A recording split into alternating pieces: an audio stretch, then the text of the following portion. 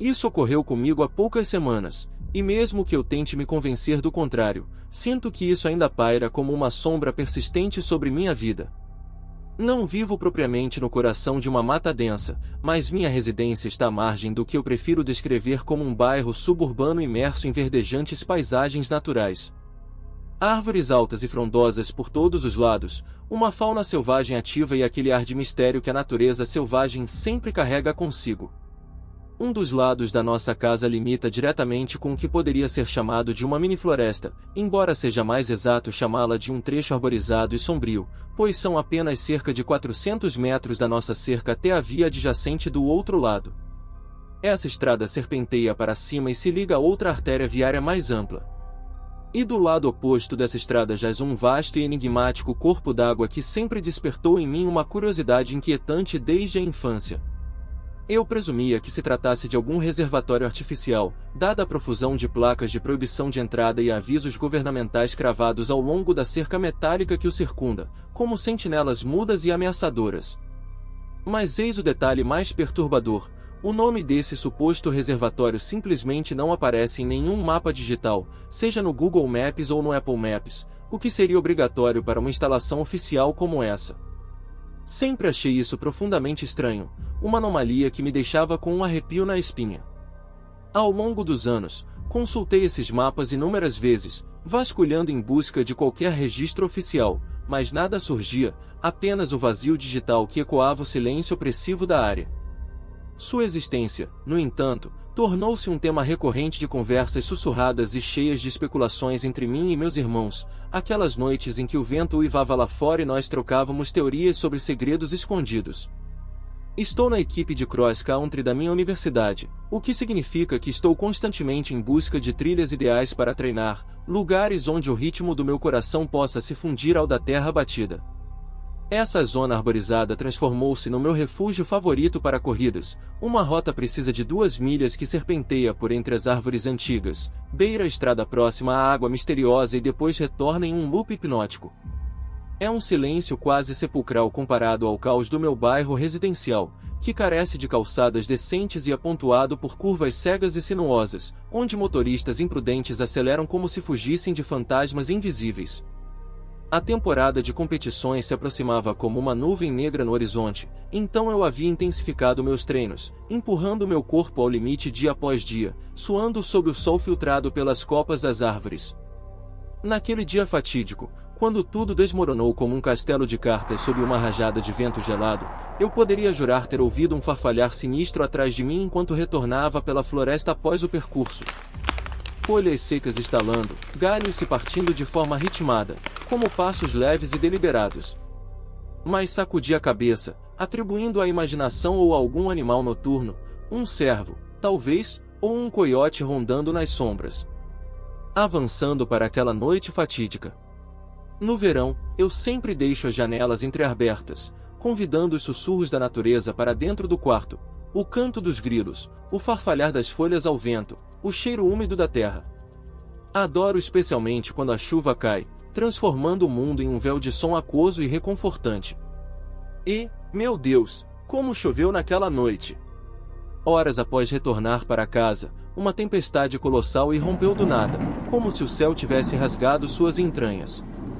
Trovões ribombavam como risadas demoníacas distantes, relâmpagos iluminavam o quarto em flashes brancos e cegantes.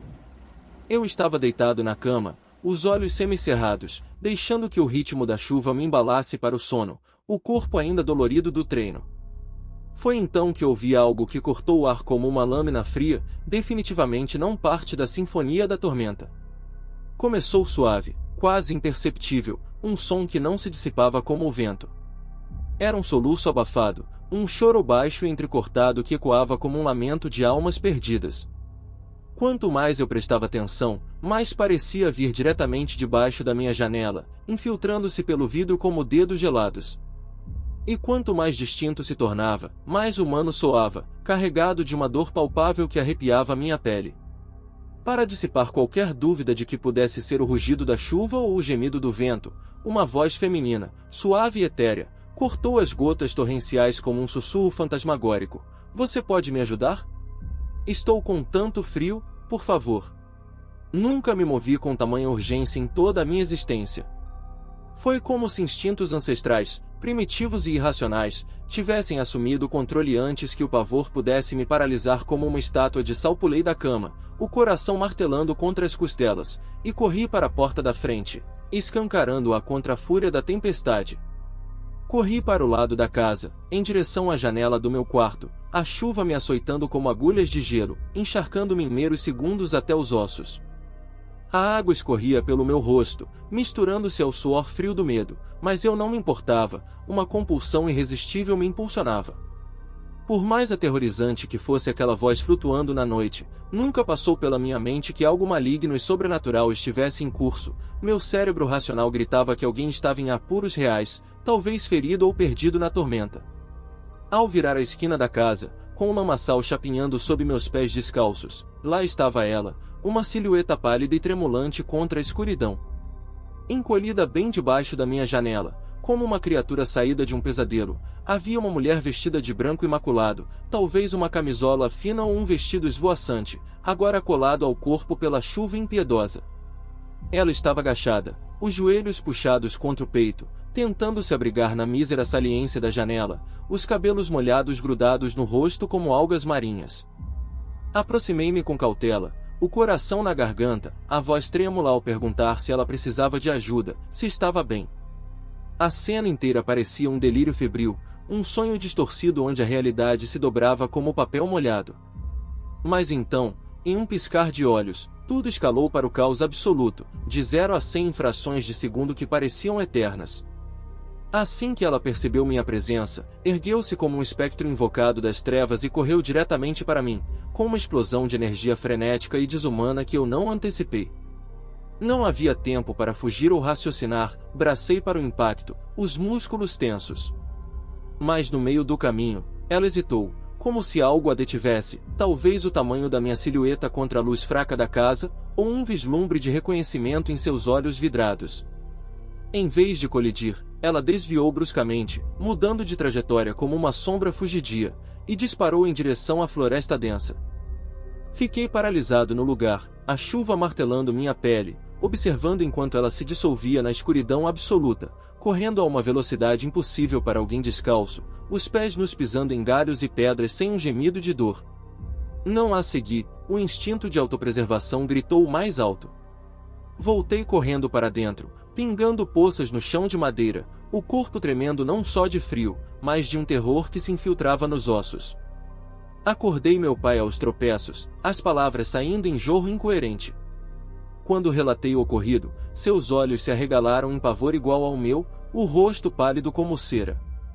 Percorremos a casa inteira, verificando trancas em portas e janelas com mãos trêmulas, o ar carregado de tensão elétrica.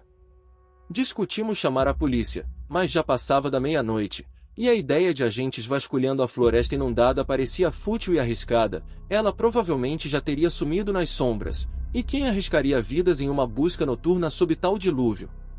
Decidimos adiar para o amanhecer, se necessário, trancando-nos em um silêncio opressivo. Consegui, milagrosamente, voltar a dormir após horas de vigília, o corpo exausto cedendo ao esgotamento. Os dias subsequentes transcorreram em uma normalidade forçada, como se o incidente fosse um sonho ruim desbotando ao sol. Meu pai e eu dissecamos o evento à exaustão, chegando a 2 explicações plausíveis que tentávamos usar como âncoras na sanidade: uma pessoa em situação de rua buscando refúgio da chuva impiedosa, ou alguém no meio de uma crise psicológica aguda, delirando nas trevas. Mas aquilo não foi o fim da provação, foi, na verdade, apenas o prelúdio de algo mais sombrio, um véu se erguendo para revelar abismos mais profundos. Aproximadamente uma semana depois daquele encontro espectral, eu me lançava em uma das minhas corridas rotineiras, os fones de ouvido silenciados para melhor captar os sons da natureza, ou assim eu dizia a mim mesmo. Ao me aproximar da estrada que conectava tudo, meu olhar vagou casualmente pela cerca de arame farpado que protegia a água enigmática. Para meu choque absoluto, havia movimento na margem distante, uma silhueta se mexendo como um fantasma à beira do abismo. Parei abruptamente, o suor esfriando em minha pele, e me aproximei para espiar melhor, o coração acelerando como durante uma sprint final. Lá, sentada na borda lamacenta da água com os pés balançando preguiçosamente nas ondas escuras, estava uma mulher, a mesma, eu soube instintivamente. Congelei em um terror paralisante, o ar preso nos pulmões. Como diabos ela chegará ali? A cerca era impenetrável, sem brechas visíveis que eu conhecesse, coroada por arames farpados afiados como dentes de fera, e media pelo menos 3 metros de altura, uma barreira formidável que desafiava escaladas humanas. O ar parecia mais pesado, carregado de um cheiro úmido e podre que emanava da água estagnada. Devo ter emitido algum som involuntário, um engasgo sufocado ou uma respiração rasa, porque, mesmo a uma distância considerável, ela girou a cabeça de forma abrupta, os olhos perfurando os meus através da cerca como lasers frios. Naquele instante cristalino, não restava dúvida, era a mesma figura etérea debaixo da minha janela, na tempestade que ainda ecoava em meus pesadelos. Ao me avistar, ela se levantou com uma graça predatória e correu para a cerca, o rosto pressionado contra os elos de metal enferrujado, um sorriso se esticando em seus lábios de forma grotesca e não natural. Não era um sorriso humano, juro, era largo demais, distorcido como uma máscara de carnaval macabra, revelando dentes que brilhavam sob a luz fraca do dia nublado. Gritei histericamente que chamaria a polícia, esperando que o pânico em minha voz a fizesse recuar como um animal acuado. E funcionou, de certa forma. Ao ouvir isso, ela se virou e mergulhou na água negra como tinta, desaparecendo nas profundezas com um splash que ecoou como um grito abafado. Foi tão perturbador, tão violador das leis da natureza, que minhas pernas fraquejaram, um enjoo subindo pela garganta. Liguei para o 911 imediatamente, as mãos tremendo no telefone, tentando articular a loucura da situação para o operador cético. Tentei mantê-la à vista, os olhos fixos na superfície ondulante, mas ela nadou para além do alcance, engolida pelas sombras aquáticas antes que as sirenes se aproximassem. Quando a polícia finalmente chegou, com lanternas cortando a névoa, eles anotaram meu depoimento com expressões estoicas, prometendo investigar a área isolada. Disseram-me para prosseguir com o dia como se nada tivesse acontecido, o que me deixou atônito e furioso. Como ignorar um espectro que assombrava meus passos? Não a vi novamente desde então, mas os sussurros noturnos começaram, ruídos do lado de fora da minha janela ao cair da noite, não mais o choro inicial, mas sons sutis e insinuantes de alguém se movendo, roçando contra a parede, respirando pesadamente no escuro. Folhas sendo pisadas com deliberada lentidão, galhos arranhando o vidro como unhas fantasmagóricas. Isso me deixou em um estado de paranoia constante, os nervos à flor da pele, saltando a cada sombra que dançava no quarto. Reluto em sair para correr agora, o medo de cruzá-la novamente me paralisa como correntes invisíveis. Entendo que ela pode ser alguém sofrendo de instabilidade mental grave, talvez me tendo seguido após uma corrida casual, atraída por algum delírio próprio. Mas o enigma que me corrói a alma, que me mantém acordado nas madrugadas frias, é como ela transpôs aquela cerca inexpugnável. Minha irmã e eu dedicamos horas a explorar os arredores, procurando falhas, túneis ou pontos fracos, nada. É impossível, uma barreira que desafia a lógica humana. Meu primo Nick, aquele tipo obcecado por teorias conspiratórias, com seus olhos selvagens e voz baixa, está convencido de que o reservatório esconde horrores governamentais, experimentos secretos, portais para dimensões ocultas ou entidades que o Estado quer enterrar no esquecimento. Eu rio disso, chamando de absurdo, mas no fundo, uma semente de dúvida brota, regada pelo medo. Nunca me senti tão vulnerável, tão assombrado dentro das paredes da minha própria casa, onde as noites agora ecoam com sussurros invisíveis e o ar parece carregado de olhos que me observam das trevas. E se ela voltar? E se o que quer que a trouxe aqui for algo além da compreensão mortal? O silêncio da floresta ao lado parece zombeteiro agora, um véu fino sobre abismos insondáveis, e eu me pergunto se algum dia poderei correr livre novamente, ou se essa sombra se tornará parte de mim para sempre.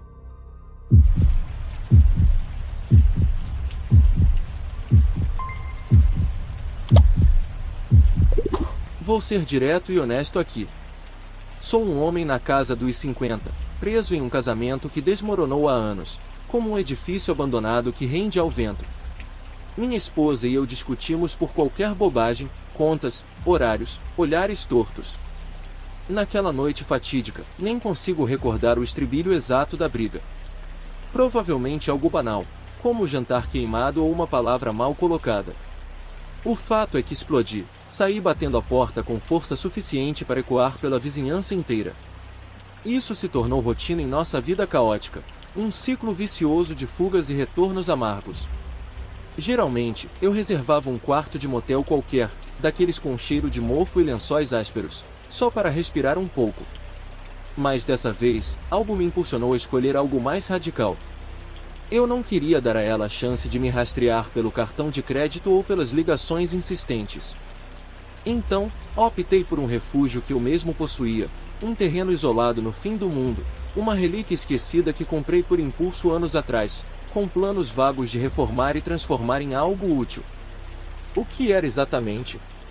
Um antigo campo de treinamento militar, talvez, ou um depósito de munições abandonado, os detalhes se perdem na poeira do tempo. O antigo proprietário faleceu de forma misteriosa, e os herdeiros mal podiam esperar para se livrar daquilo, vendendo por uma fração do valor. O prédio em si é uma fortaleza grotesca de concreto armado, com salas amplas como armazéns no térreo, cheias de ecos e sombras, e um andar superior que servia de área administrativa, com divisórias improvisadas. Apesar de parecer compacto de fora, o interior se estende como um labirinto sombrio, engolindo a luz e os sons. Pensei em passar a noite ali, envolto em solidão absoluta. Ela nunca descobriria, o lugar ficava a mundos de distância da civilização.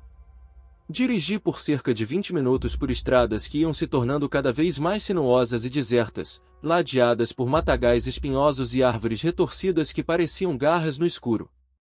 Metade do caminho, o céu começou a se fechar como uma cortina pesada, nuvens negras se acumulando como presságios de algo pior. Ao chegar, o trovão já rebombava ao longe, um rugido gutural que fazia o chão tremer sutilmente. Estacionei no que restava de um estacionamento rachado pelo tempo, bem quando as primeiras gotas grossas de chuva começaram a martelar o para-brisa, como dedos impacientes batendo para entrar. Eu guardava um jogo extra de chaves escondido em um nicho atrás de uma placa de revestimento solta na parede externa, um truque que aprendi com anos de paranoia. Encontrei-o com facilidade, mesmo na penumbra crescente. No momento em que forcei a porta enferrujada, a tempestade explodiu de vez. O telhado de metal amplificava tudo, a chuva caía como uma avalanche de pedregulhos, ecoando em uma cacofonia ensurdecedora que abafava o mundo exterior. Havia um catre razoavelmente acolhedor no que imaginei ser o antigo escritório no andar de cima, um colchão surrado, uma mesa coberta de poeira e cadeiras quebradas que rangiam ao menor toque. Planejava dormir ali, envolto em cobertores mofados que cheiravam a umidade e esquecimento. Finalmente instalado, uma paz estranha me invadiu pela primeira vez em semanas, apesar do caos lá fora. O tamborilar da chuva no metal tinha um ritmo hipnótico, quase maternal, isolando o prédio em uma bolha de silêncio forçado. O mundo lá fora parecia distante, irrelevante, sem brigas, sem olhares acusadores. Mas, como sempre em minha vida azarada, a tranquilidade era ilusória, uma calmaria antes do abismo. Assim que o sono começou a me puxar para as profundezas, um estilhaçar agudo de vidro cortou o ar, perfurando o véu da tempestade como uma lâmina fria. Meu coração disparou, um tambor de guerra no peito. Fiquei paralisado por uns 30 segundos, ouvindo apenas o martelar incessante da chuva, tentando pinpointar a origem daquele som intruso. Eu mantinha um rifle de caça guardado em um quarto adjacente no andar superior, um segredo que nem minha esposa conhecia, uma relíquia de dias melhores, ou piores, dependendo do ponto de vista. Peguei a arma com mãos trêmulas, mas determinadas, e desci as escadas rangentes o mais silenciosamente possível, cada degrau gemendo como se o prédio estivesse vivo e relutante. No pé da escada, agachei-me na escuridão úmida, extraindo os ouvidos por algo além do dilúvio. Nada. Apenas o silêncio opressivo, quebrado pelo vento uivante.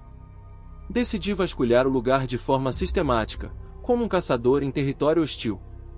Quarto por quarto, rifle engatilhado, revirei armários enferrujados, cantos cobertos de teias de aranha que grudavam na pele como dedos fantasmagóricos, e pilhas de entulho que pareciam esconder segredos antigos. Na sala dos fundos, encontrei a fonte. Uma das janelas pregadas com tábuas tinha um buraco irregular, Vidro estilhaçado espalhado pelo chão de concreto como diamantes quebrados sob a luz fraca da minha lanterna.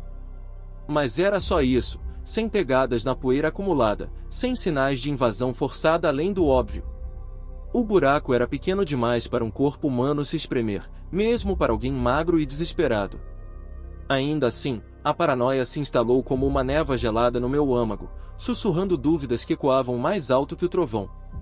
Gastei mais 20 minutos circulando pela propriedade interna, flashlight varrendo sombras que dançavam como espectros, mas nada parecia deslocado. Provavelmente vândalos adolescentes, pensei, atirando pedras por diversão e fugindo ao som do impacto, misturando-se à noite chuvosa. Encontrei um pedaço de papelão úmido em outro cômodo e o fixei com fita adesiva improvisada sobre o buraco, um remendo tosco contra o desconhecido. Subi de volta, deixando o rifle ao lado do catre, carregado e pronto, como um cão de guarda fiel. Convenci-me de que o intruso, se é que existia, havia sumido na tempestade, engolido pela escuridão. Não sei quanto tempo fiquei deitado ali, talvez uma hora inteira, o corpo tenso como uma mola, quando ouvi novamente, passos abaixo de mim, lentos e deliberados, abafados pela chuva mas inegavelmente humanos. Alguém se movendo com cautela, pisando leve para não trair sua presença sob o manto barulhento da tormenta. O som era sutil, como folhas secas sendo esmagadas, mas ritmado o suficiente para gelar o sangue. Peguei o rifle mais uma vez e rastejei até o topo da escada, o coração martelando em uníssono com o telhado. Desta vez, não desci, não arriscaria alertar o que quer que fosse. Os passos cessaram abruptamente, como se o andarilho soubesse que era observado. Impossível, eu mal respirava. Esperei ali, imóvel como uma estátua de sal, por 5 minutos que pareceram eternidades, suor frio escorrendo pela espinha, misturando-se ao ar úmido. Vasculhei o andar térreo novamente, lanterna cortando a penumbra como uma espada, mas o vazio me encarava de volta, zombeteiro. Comecei a duvidar da minha sanidade, seria alucinação auditiva, ecos distorcidos pela mente exausta. Ou o intruso havia escapado antes que eu o confrontasse. Isso não explicava as portas ainda trancadas, as fechaduras intactas, como se o prédio fosse uma tumba selada. A frustração me impeliu para fora, na chuva torrencial que chicoteava a pele como agulhas de gelo. Varri o perímetro com a luz do celular, o feixe trêmulo revelando apenas poças profundas e arbustos balançando como sentinelas enlouquecidas. Nenhum carro abandonado, nenhuma pegada na lama, nada que sugerisse presença humana além da minha própria. O pavor começou a se infiltrar de verdade, rastejando como era venenosa. Uma parte de mim ansiava por encontrar algo tangível, uma prova concreta de que não estava enlouquecendo sozinho naquele inferno isolado. Voltei para cima, encharcado e tremendo, tentando racionalizar. O telhado de metal amplificava tudo, os edifícios velhos rangem e gemem em tempestades, criando ilusões sonoras. Uma dúzia de explicações lógicas para ruídos que pareciam passos fantasmagóricos. Tentei forçar o sono, repetindo que era só paranoia, resquícios da briga conjugal e do estresse acumulado. Mas o pesadelo não terminava. Mal me acomodei de novo, um arrastar pesado ecoou de baixo, móveis sendo deslocados pelo chão de concreto, um som grave e arranhado que cortava a alma. Não era a chuva, nem o vento, era deliberado, como se algo ou alguém estivesse rearranjando o espaço com malícia calculada. O peso arrastado, o atrito inconfundível contra o piso áspero, nada que uma tormenta pudesse forjar, nem em 1 milhão de noites chuvosas. A raiva substituiu o medo, agarrei o rifle e desci as escadas aos tropeços, acendendo todas as luzes que encontrei, lâmpadas fluorescentes piscando a vida como olhos relutantes. Gritei para o vazio, voz rouca e desafiadora, eu não estou brincando. Estou armado e pronto para atirar. Saiam daí ou defendam-se. As palavras ecoaram pelas salas vazias, reboldando nas paredes nuas, morrendo em um silêncio sepulcral. Nada se moveu, ninguém respondeu. Por que não chamei a polícia? Em parte, porque como explicar sons vagos em um lugar como aquele? Mas principalmente porque a propriedade não era exatamente legal, violações de código, estruturas instáveis, um ninho de problemas que atrariam olhares indesejados das autoridades. A última coisa que precisava era a burocracia invadindo meu refúgio secreto. Parado ali, rifle em punho, gritando para as sombras que não respondiam, algo quebrou dentro de mim. Em um piscar de olhos, a fúria se transmutou em terror puro, um frio que subia pela espinha como dedos espectrais. Não era só emoção, era físico, como se uma presença invisível tivesse exalado um hálito gelado no meu pescoço, arrepiando cada pelo do corpo. Cada instinto primal gritava: fuja, fuja agora, antes que seja tarde. Não sei o que desencadeou aquilo, um cheiro sutil de mofo antigo misturado a algo podre, ou um sussurro quase inaudível no vento. Mas eu soube, no fundo da alma, que o lugar não estava vazio de verdade. Reuni minhas coisas em pânico frenético, guardei o rifle no esconderijo com mãos que mal obedeciam, apaguei as luzes uma a uma, mergulhando tudo de volta na escuridão opressiva. A tempestade ainda uivava lá fora, rajadas de vento batendo nas janelas como punhos invisíveis, mas ignorei o dilúvio. Tranquei a porta principal com chaves trêmulas e corri para o carro, a chuva encharcando-me até os ossos, o trovão mascarando meus soluços ofegantes. Dirigi de volta para casa através do caos climático, faróis cortando a névoa como lâminas desesperadas. Faz poucas semanas desde aquela noite infernal, mas o eco daqueles sons ainda me assombra nos sonhos, sussurrando dúvidas que corroem a mente. Pretendo retornar em breve, quando a coragem, ou a loucura, permitir. Quero investigar mais a fundo, talvez instalar câmeras de segurança ocultas, sensores que capturem o invisível, para desvendar se algo real rondava aquelas salas ou se foi apenas o produto de uma imaginação atormentada por anos de infelicidade.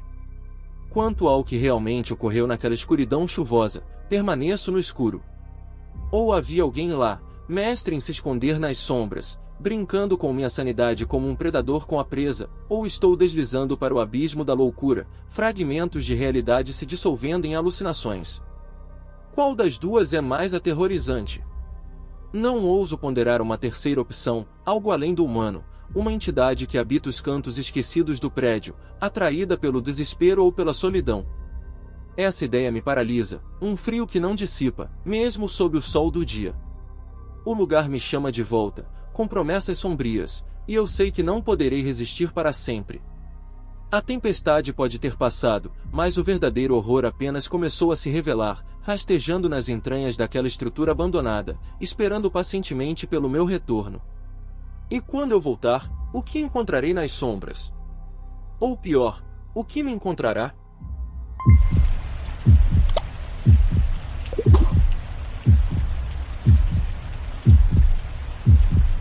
Meu nome é Ethan. Eu resido em uma pitoresca região campestre, isolado o suficiente para que qualquer destino minimamente atraente exija pelo menos 1 hora de carro pelas estradas sinuosas e desertas. Isso ocorreu há exatamente 3 sextas-feiras passadas, uma noite que ainda me faz acordar suando frio, questionando as sombras que dançam nas paredes do meu quarto. Meu companheiro de longa data, Marcos, e eu havíamos sido convidados para uma reunião informal em uma casa distante, em uma cidade vizinha. Não era nada grandioso, apenas uma daquelas confraternizações descontraídas, com amigos reunidos no quintal de alguém, jogando jogos de bebida como beer pong, com música ecoando baixinho ao fundo e risadas misturadas ao ar noturno. Um tanto juvenil para nossa idade, admito, mas nas profundezas rurais onde vivo, o que eu chamo de meu canto esquecido da mata, as opções de entretenimento são escassas como água em deserto.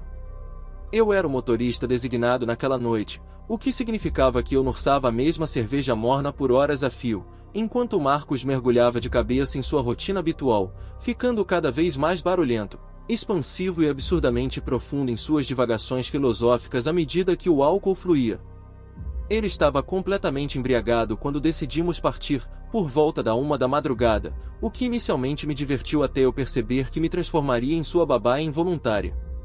Após arrancá-lo à força de uma conversa animada com uma garota que ele mal conhecia, eu o guiei cambaleante até o meu carro para a jornada de retorno, que normalmente duraria uns míseros 20 minutos. Mas o clima havia conspirado contra nós durante a festa. O que começara como uma garoa leve e quase poética se transformará em um dilúvio implacável, uma cortina de água que borrava o mundo além do para-brisa, reduzindo a visibilidade a meros metros fantasmagóricos. Tive que reduzir a velocidade para uns patéticos 40 km por hora em vias onde eu costumava voar a 120, os limpadores de para-brisa lutando inutilmente contra a fúria da tempestade. Marcos não parava de resmungar, primeiro sobre minha cautela ao volante, depois sobre a playlist que eu havia escolhido para amenizar o trajeto, e por fim sobre a urgência desesperada de aliviar a bexiga. Eu o assegurei que estávamos a 15 minutos de casa, no máximo, mas ele insistia, sua voz arrastada ecoando como um lamento irritante no confinamento do carro. Sua teimosia estava me enlouquecendo, erodindo minha paciência como a chuva corroía o asfalto. Após mais 5 minutos de queixas incessantes, rendi-me. Parei em um trecho arbitrário da estrada, ladeado pelo que pareciam ser vastos campos de milho, embora a escuridão absoluta e o véu de água tornassem impossível discernir qualquer detalhe. Estávamos no coração do nada absoluto, sem residências à vista, sem postes de luz para romper a negrura, apenas extensões intermináveis de terras agrícolas engolindo os lados da via, como um vazio vivo e respirante. Eu o avisei que ele poderia prosseguir e se encharcar até os ossos, pelo que me importava, mas duvido que ele tenha absorvido uma palavra, pois já estava tropeçando para fora do veículo antes que eu terminasse a frase. Ele escorregou do banco do passageiro como um fantoche desajeitado, cambaleando em direção ao campo e sumindo na noite chuvosa em questão de instantes. A precipitação caía com tal violência que eu mal conseguia distinguir sua silhueta a poucos metros de distância, engolida pela escuridão como se o próprio solo o tivesse reclamado. No exato momento em que ele desapareceu, lembrei-me de que guardava um guarda-chuva no banco traseiro. Fiquei ali sentado por um minuto, o motor ronronando baixinho em marcha lenta, o som da chuva batendo no teto como dedos impacientes. Então, pensei em aproveitar a pausa forçada. Peguei o guarda-chuva, tranquei as portas por puro instinto, um hábito arraigado em noites como essa, e me dirigi para o lado oposto ao que Marcos havia tomado, buscando um mínimo de privacidade na vastidão desolada. Encontrei um ponto a cerca de 20 metros do carro, bem na fronteira onde o cascalho da estrada cedia lugar às plantações sussurrantes. Enquanto estava ali, exposto aos elementos, jurei ter ouvido um farfalhar sutil perto do veículo, algo que não se misturava ao rugido ensurdecedor da tempestade, um ruído orgânico, quase deliberado, como galhos se partindo ou passos abafados na lama. Sem mexer o corpo, lancei um olhar por cima do ombro, espiando através da cortina de chuva, mas nada havia além de sombras indistintas. As chaves tilintavam no meu bolso, e eu sabia que o carro estava seguro, trancado contra intrusos invisíveis, então tentei ignorar o arrepio que subiu pela minha espinha, atribuindo-o ao frio penetrante. Terminei rapidamente e retornei, surpreendido ao notar que Marcos ainda não havia voltado. Minutos se arrastaram como horas, 2, 5, 10. A irritação crescia em mim como uma névoa tóxica. O que deveria ser uma viagem rápida de volta para casa se transformava em uma odisseia frustrante de quase 1 hora, e eu tinha um compromisso cedo pela manhã que não podia ignorar. Estava prestes a apertar a buzina em um acesso de raiva quando captei um movimento no espelho retrovisor lateral. Marcos corria de volta, atirando-se contra a porta do passageiro com uma urgência que cortava o ar. Mesmo através da chuva torrencial e da penumbra, eu podia ver que seu rosto estava contorcido em pânico puro, os olhos arregalados como se ele tivesse vislumbrado o abismo. No instante em que ele se jogou para dentro, antes mesmo de bater a porta, ele berrou para que eu acelerasse, dirija, fuja dali. Um instinto primal se acendeu em mim, como se meu corpo soubesse algo que minha mente ainda negava, e eu arranquei dali o mais rápido que as condições permitiam, embora a tempestade me forçasse a uma velocidade cautelosa, os pneus cantando no asfalto escorregadio. Marcos começou a despejar sua história em fragmentos ofegantes, enquanto aliviava sua necessidade no campo, ele avistar o que pensou ser eu, vagando mais adentro nas plantações. A figura se movia com uma lentidão deliberada, e ele, em seu juízo nublado pelo álcool, assumiu que era uma brincadeira minha ou talvez um sinal de que eu havia bebido mais do que admitia. Então, seguiu-a, tropeçando na escuridão, chamando baixinho, até que a silhueta se virou. Não era eu. Não era ninguém que ele pudesse identificar na penumbra opressora, mas definitivamente uma presença humana, alta e ameaçadora, fundida às sombras como se fizesse parte delas. Sua explicação durou talvez meio minuto, mas antes que ele concluísse, senti o carro guinar violentamente para a direita, seguido pelo som inconfundível de um pneu furado, um estrondo surdo que ecoou como um tiro no silêncio relativo do interior. O pior pesadelo se materializava, continuar não era viável. O veículo puxava perigosamente para o lado, ameaçando nos jogar na vala. Parei com relutância, o coração martelando contra as costelas. Estávamos a uns 800 metros do ponto original, não perto o suficiente para um perigo imediato, mas tampouco distantes para qualquer conforto. Gritei para Marcos sair e ajudar, culpando-o por toda essa bagunça, mas ao contornar o carro para inspecionar o dano, minha fúria se dissolveu em terror gelado, puro e paralisante. Cravada na lateral do pneu traseiro do passageiro estava uma chave de fenda enferrujada, enterrada com força brutal, como se alguém a tivesse cravado com um ódio calculado. A probabilidade de aquilo ser acidental era nula, inexistente, era sabotagem deliberada, um ato de malícia que cheirava a armadilha. Pelo quão profundo o ferimento no borracha era, percebi que não estávamos sozinhos naquela estrada maldita. Marcos começou a hiperventilar, mas eu o mandei calar a boca e nos compormos, embora minhas entranhas se revirassem. Corremos para trocar o pneu sob o aguaceiro implacável, a água misturando-se ao suor frio em minha pele, cada gota parecendo um toque fantasmagórico. Eu me recusava a ponderar quem poderia ter feito aquilo ou por quê, mas a cada segundo que passava, uma paranoia crescente tomava conta, olhos invisíveis nos observavam das plantações, passos silenciosos se aproximando na lama. Minhas mãos tremiam incontrolavelmente, o medo tão visceral que subia pela garganta como o bile, me deixando nauseado de uma forma que nenhum sonho ruim jamais igualaria, era real, palpável, uma presença opressora que sussurrava promessas de horrores indizíveis. Eu estava apertando as últimas porcas, os dedos dormentes e escorregadios, quando um grito agudo rasgou a noite atrás de nós, ecoando das profundezas dos campos como um lamento de alma penada. Era inegavelmente feminino, um som de desespero puro que gelou meu sangue ainda mais, especialmente porque a figura que Marcos descrevera era masculina, uma discrepância que transformava o terror em algo multifacetado e incompreensível.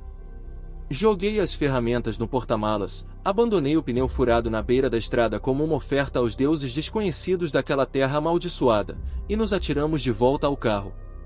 Enquanto acelerava dali, Marcos agarrou meu braço, insistindo que devíamos retornar, que alguém estava em perigo mortal, sofrendo nas garras de algo sombrio. Eu o ignorei, embora uma culpa corrosiva já se instalasse em meu peito, sussurrando que eu estava cometendo um erro irreversível, abandonando uma vida ao capricho da noite. Ele discou para o emergência enquanto eu dirigia, fornecendo à operadora nossa localização aproximada, sua voz trêmula atraindo o pânico que nos unia. Marcos me xingou o caminho inteiro até em casa, me rotulando de covarde, egoísta, pior, palavras que ecoavam como acusações de um júri invisível. Eu mal respondia, os nós dos dedos brancos no volante, o medo me mantendo em um estado de dissociação, como se meu corpo pilotasse no automático enquanto minha mente girava em espirais de quice. Só quando estacionamos na garagem da minha casa isolada, com a chuva ainda tamborilando no telhado como unhas arranhando madeira, é que desabei. Em vez de expulsá-lo, sentamos ali no escuro, o motor esfriando com estalos metálicos, tentando decifrar o quebra-cabeça macabro que a noite nos impusera.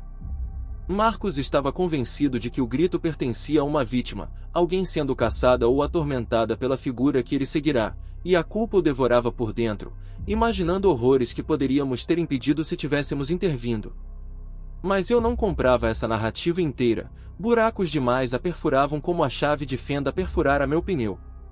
Se um predador estivesse à solta, cometendo atos nefandos nas sombras, por que arriscar atrair atenção sabotando um carro aleatório? Isso seria contraprodutivo, um erro de amador em um jogo de vida ou morte que exigia sigilo absoluto. E se houvesse uma mulher em apuros reais, por que ela não teria nos avistado antes, sob os faróis piscantes, implorando por socorro no momento em que paramos inicialmente?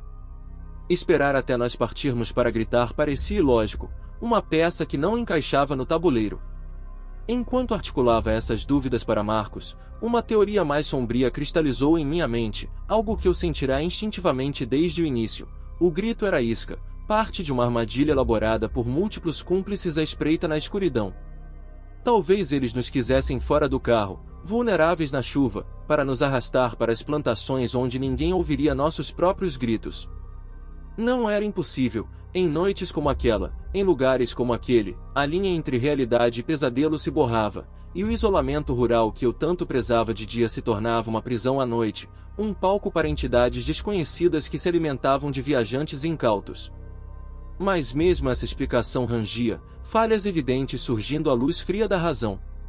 Quem, em sã consciência, montaria uma emboscada em uma estrada deserta àquela hora, sob um temporal que afugentaria até os demônios?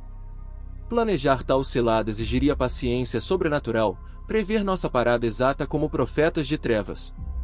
Marcos e eu debatemos acaloradamente, vozes ecoando na garagem úmida, até que uma trégua desconfortável se instalou. Concordamos em discordar, mas o ar entre nós permanecia carregado de suspeitas não ditas, como se a noite tivesse plantado sementes de dúvida que cresceriam em algo venenoso. Na manhã seguinte, com o sol lutando para romper nuvens cinzentas que ainda pairavam como fantasmas, liguei para a delegacia local, o coração na boca enquanto relatava o incidente. Os oficiais haviam revistado a área ao amanhecer, disseram eles, mas não encontraram nada, nem vestígios de luta, nem sangue, nem sinais de presença humana além das marcas dos nossos pneus na lama. Mais perturbador ainda, o pneu abandonado, prova tangível da sabotagem, havia sumido, evaporado como se a terra o tivesse engolido. Talvez eles tivessem procurado no local errado, consolei-me, mas a ausência de evidências só amplificava o mistério, transformando fatos em fantasias. Dias depois, Marcos propôs outra reviravolta nauseante, e se fosse a mulher quem cravara a chave de fenda, um ato desesperado para nos deter e atrair ajuda? Em vez de gritar abertamente, talvez o medo a tivesse paralisado até o último momento. Por que não correr até nós, acenar freneticamente? As perguntas se acumulavam, camadas de incerteza que me mantinham acordado, ouvindo ruídos inexistentes na casa vazia. Honestamente, nenhuma explicação se encaixa perfeitamente, todas deixam arestas cortantes que ferem a lógica. Mas o que mais me atormenta, o que me faz questionar minha sanidade nas horas mortas da noite, é a possibilidade de Marcos estar certo em sua essência mais sombria, e se houvesse alguém realmente em perigo, uma alma inocente cujos últimos momentos eu condenei ao fugir? O peso dessa culpa hipotética é uma sombra que me segue, sussurrando que a estrada guarda segredos que nunca deveriam ser desenterrados, e que da próxima vez que a chuva cair pesada, algo mais pode emergir das plantações, algo que não perdoa covardes. Essa experiência me mudou de formas sutis e profundas. Agora, dirijo por rotas iluminadas mesmo que isso acrescente horas ao trajeto, evito paradas noturnas como se fossem portais para o inferno, e às vezes, no silêncio da madrugada, ouço ecos daquele grito feminino misturado ao farfalhar das folhas ao vento, um lembrete de que o isolamento rural não é apenas paz, é um véu fino sobre abismos insondáveis. Marcos e eu mal nos falamos desde então, a amizade rachou como pneu furado, infeccionada por desconfiança mútua. Ele me vê como o vilão que abandonou uma vítima, eu me vejo como o sobrevivente que escapou de uma teia maior. Mas e se ambos estivermos errados? E se a verdade for algo mais primordial, uma entidade que habita aquelas terras há gerações, atraindo almas perdidas com ilusões de humanidade? Não ouso investigar mais, alguns mistérios são melhor deixados para apodrecer na escuridão, pois desenterrá-los poderia nos consumir por inteiro. Ainda assim, em noites de tempestade, fecho as cortinas e me pergunto, quem, ou o que, realmente nos observava naquela estrada esquecida? A resposta, temo, pode estar esperando a próxima vítima imprudente para se revelar.